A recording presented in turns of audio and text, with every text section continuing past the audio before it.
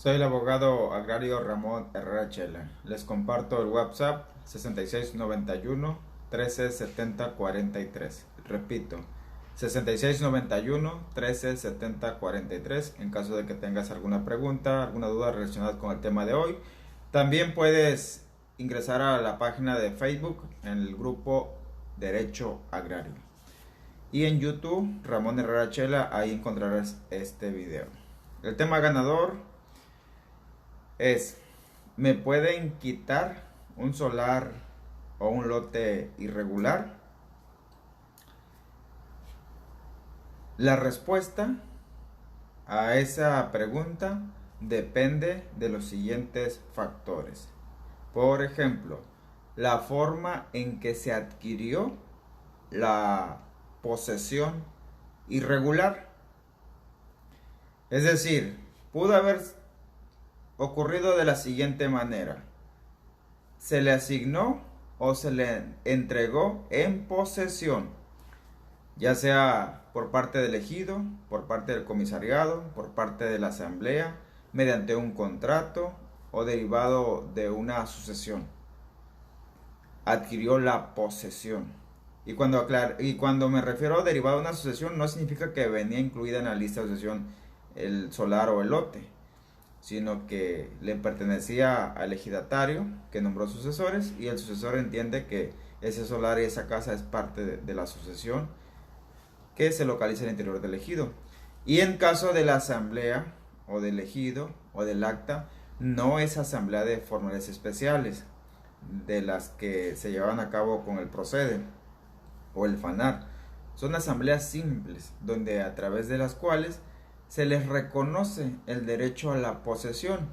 Coloquialmente, el ejidatario, el comisariado le puede llamar incluso que es dueño, que es propietario, pero en estricto derecho no lo es, porque estamos partiendo de que estamos tratando los solares irregulares, aquellos que no han sido regularizados a través de un programa como lo que era Coret o lo que ahora es INSUS, a través de las dependencias o a través de las actas de asambleas de formales especiales. No han sido regularizados y por lo tanto son irregulares, son físicamente nada más se detenta la posesión. Y esa posesión, precisamente, otro factor que influye para determinar si te pueden quitar o no un solar, es de que si esa posesión la tienes reconocida o no está reconocida. Porque también los hay de que un solar lo dejan abandonado y el vecino recorre el cerco o llega otra persona cerca, empieza a construir, o elegido de alguna manera consciente o permite que algunas personas ocupen solares que estaban vacantes, estaban en la zona de reserva de crecimiento, etcétera. Lo importante es de que por lo menos se cuente con algún documento que justifique la posesión, cómo la adquirió. Otro factor determinante: si fue a través de la fe pública, por ejemplo de un notario que se celebró algún contrato en calidad nada más de posesión, alguna compraventa entre comillas en calidad de posesión, o incluso si esa constancia, ese contrato pudo haber ingresado en algún archivo, por ejemplo al registro público de la propiedad, a través de una escritura levantada ante un notario público. Eso no lo convierte en propiedad privada, nada más queda ahí para efectos de posesión. A veces pues la gente engañada o con esperanza supone que por el hecho de que su solar irregular ya esté inscrito en el registro público de la propiedad a través de una escritura, ya es propiedad privada, y no es así. Finalmente, pues en esta primera sección de factores que influyen, pues el título legítimo que puede representar nada más para justificar o para acreditar la pura posesión, es decir, la ocupación física, es nada más para esos efectos, posesión. ¿Qué otros factores influyen? Por ejemplo, ¿quién quiere quitarte la posesión? ¿Quién te quiere demandar? ¿Quién te quiere denunciar? ¿Quién se queja ante la asamblea para que te quiten la posesión física del solar. Ojo aquí. Puede ser de hecho el propio ejido que determinó que ese solar, como está ubicado en la manzana céntrica o en el primer cuadro del pueblo, determinó que el solar tenía cercado años y que mejor le van a otro uso, van a construir ahí una clínica, por ejemplo. Y el ejido te puede demandar a que desocupes y entregues ese solar. No es que en automático te lo vayan a quitar, pero sí es un factor que influye. Y aquí cuidado, porque recordemos que un solar irregular, la legítima propiedad, el dueño de ese solar es el ejido o la comunidad. Y la persona que vive ahí nada más detenta la posesión, la ocupación, como si fuera suyo, pero en estricto derecho no lo es. A veces son los integrantes del comisariado o el presidente del comisariado que por su propia iniciativa quieren quitar solares. A veces pasa que el comisariado quiere apoyar a su compadre y va y le reclama a la persona que esté ocupando el solar que desocupe, que entregue, que él como autoridad entre comillas del ejido ya tomó esa decisión. Eso desde luego que no es correcto, como lo analizaremos un ratito más. Y a veces puede una persona cualquiera, un pariente, no pariente, un familiar, alguien que se considera que tiene derecho sobre el solar, puede ir a reclamar que le entreguen su solar. El típico que hizo una compraventa entre comillas y lo dejó a medias, o viene pagando en abonos, o dice que el solar se lo dejó su pariente y que malamente ahí está siendo ocupado o la casa habitada por otra persona. Y la otra clase de personas que pueden venir a reclamar para que se le quite el solar al ocupante puede ser algún familiar, algún pariente que se considera con algún derecho. Esas categorías son las que normalmente andan demandando por la desocupación y entrega de un solar. ¿Y de qué forma pretenden quitarla? Otra pregunta determinante. A veces con violencia física, incluso verbal, como dicen por ahí, a la brava, pues, de la noche a la mañana.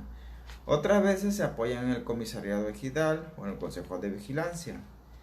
Y la mayoría pues acude ante las autoridades, tribunal agrario, ministerio público si consideran que es despojo, que está muy complicado acreditar el despojo en un solar irregular, o ante el juez civil cuando no cuidan la cuestión de la competencia.